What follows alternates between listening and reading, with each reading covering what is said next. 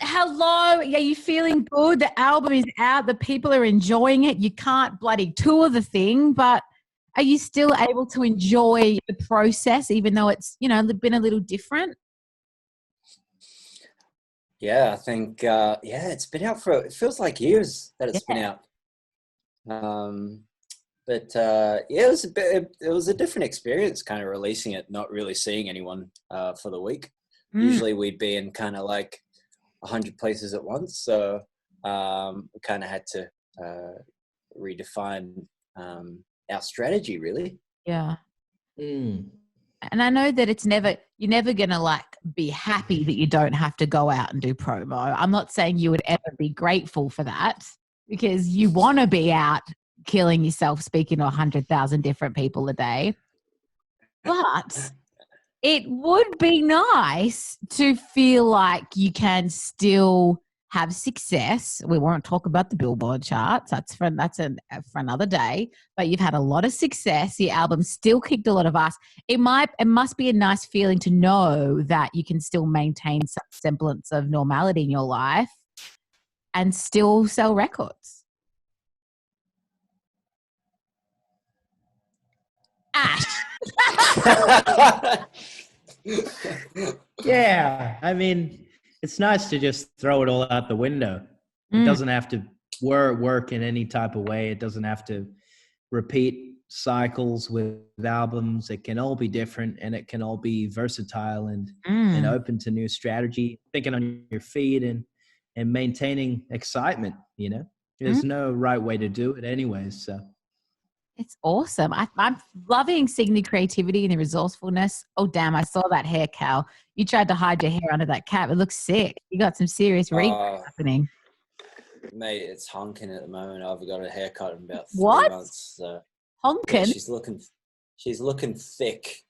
Thick underneath the cap. 2 C's, though. Dang, 2 C's. That's sexy. Yeah. Yeah. No, I have loved seeing the creativity and the resourcefulness, not just from artists, but from fans. It's awesome seeing your own fans, doing their Zoom parties and stuff like that and creating ways to connect with each other. That must make you feel so happy. Yeah, I mean, there's definitely positives within, I guess, the duality of what's happening right now in terms of the community that they're building. Between themselves online. So it is amazing to see, especially our fans come together and kind of celebrate the music.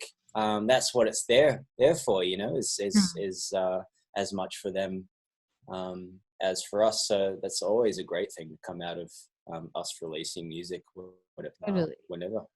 And what music is inspiring you at the moment? What are you listening to? What is kind of getting, because I think we're all a bit more stationary, and we're able to take some time to be inspired a bit more perhaps and do the things we love. And for me, that is listening to music. So start with you, Ash. What are you into? What have you been listening to? What's inspiring you?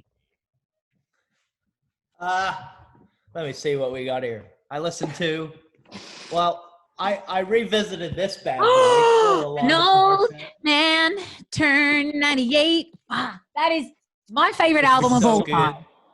Yeah, beautiful. And then timbre to your voice. Yeah, and then we got some Neil Young. Sick. We got some Pink Floyd. Nice. We got some Soundgarden. Oh shit. We got some of these boys. Cam. But people that can't see this because it's a radio, Ash is showing me his vinyl. oh yeah. we got well, for the people that have imaginations, I'm sitting next to my things I'm listening to at the moment. So cool. That's about it. My husband just got, for my anniversary, he bought me a really sick vinyl player from the UK. And now it's this fun thing where you would get to order vinyl in. It is a bit annoying though, some of them where it's 3 songs per side and you always get arms. Yeah.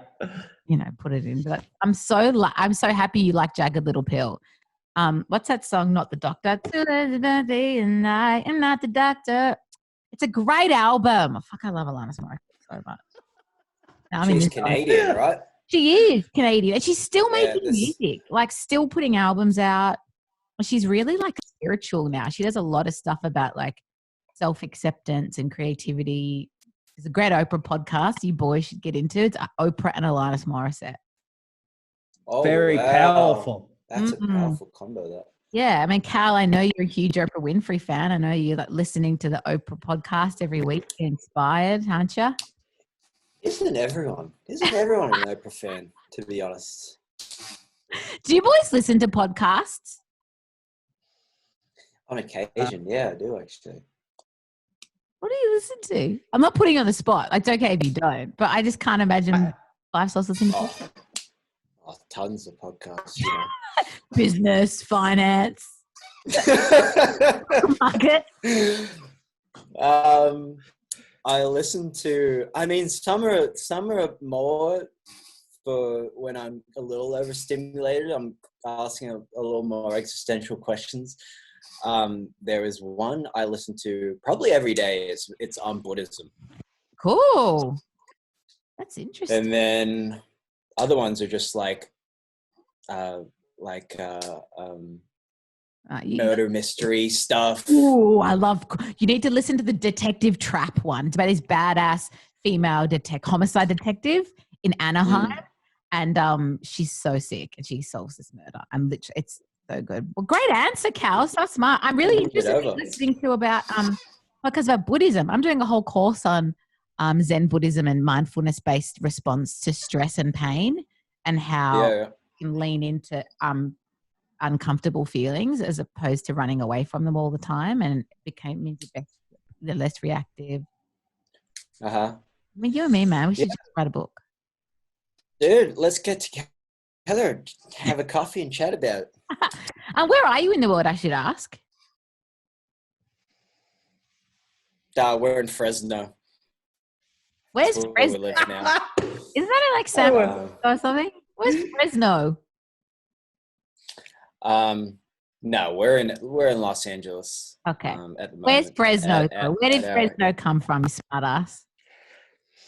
I actually don't know where Fresno is. It's a random ass town. I'm pretty sure it's in California though. It is. I'm sure it is. Yeah. Fresno is like when you're touring and you see Fresno on the touring route, it's like probably not a great tour. Anyways. Fresno's going to hit you up now. I'm going to cut that out of the audio edit for your own good. There's only like 40 people in Fresno anyway. It's okay. I feel like Fresno is a bigger town than you think it is, Ash. I feel like it is like a legitimate town, like Albuquerque. Last time I checked, 40 people. Yeah, look, you would know. You've been everywhere, let's be honest. Are you loving not being on planes every 3 seconds? I'm loving it. I feel so good. I mean, look at what Ashton's wearing right now. He's in what would you call that? I've gone full Big Lebowski, bro. It's corduroy. I wear sandals. This is what you call it. This is full blown, just pretty much a rug made into a shirt. It's a corduroy rug with a bit of like Navajo Native American with a big collar, that like, a collar thing. And it's kind of itchy and smells like, it doesn't smell great. Oh, well, you're in Fresno. You're in Fresno and you're wearing a corduroy blanket and you got Birkenstocks on with no socks. Yep, you guessed it. Well, yeah. You're not wrong. I know you boys. After this many years, I feel your bodies. Album, what's next? What's the next release going to be? Yeah, we talk about that often. I think we're going to take a moment and see how the world progresses. That's fair enough. You know what, though? I think we have time. To think about it, and I think we have time to decide what direction we want to take with it. Yeah. Which is refreshing. I mean, everything's obviously come to a screaming halt, so it's like a lot of realization and a lot of time to enjoy music and work out what the plan is. We're gonna make a really, really good plan, though, not a shitty plan. Of course you will. You never make shitty plans. Even boys haven't said it for long enough. And now you have the time. I think we can't underestimate how rushed we all are. Even like a normal human like me who doesn't have albums to put out, you know, we're so rushed that everything is like this race against time to like get everything. And I think what you said is so important, Ash, that when you give yourself time to actually think things through and not push it and not rush yourself, you make better decisions and you can be more intentional about it. And I know you boys, you want to be intentional about the way you do things. And I think that's perhaps one of the big blessings to come out of this. You can take your time and hopefully when the next, I hope we all listen and like with the next album, whatever the next thing, look how I touched my own face and now I have a red rash on it. So just ignore that. Do you think you'll take that into the future, this idea of going at your own pace? Well, yeah. Whose pace were we going at? The man's pace. No, it's just, you know, all these, I still don't think we've had our most iconic record or song or even approach to music yet. I don't think we've fully cracked it yet. And I'm always like that, but I think we have some ideas to explore, and I think it'll take a little longer. Cal, is Ash the guy in the band that is never satisfied and is always thinking about the next?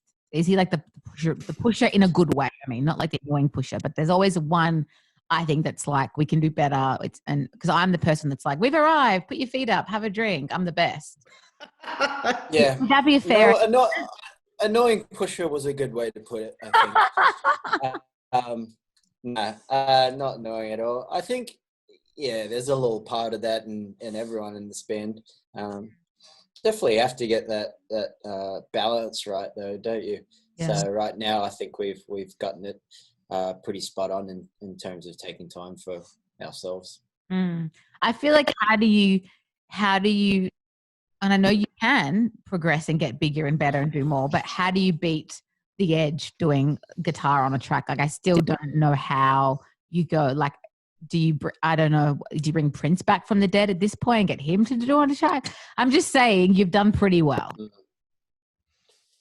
Yeah. I think it's about personal liberation. You know, there's so many things that we haven't tapped into and so many individual potentials, whether it be in art or business or musicality or communication or, you know, just cultural study in general as well. Like, where are we playing the most shows? Who are we focusing on? Who's listening?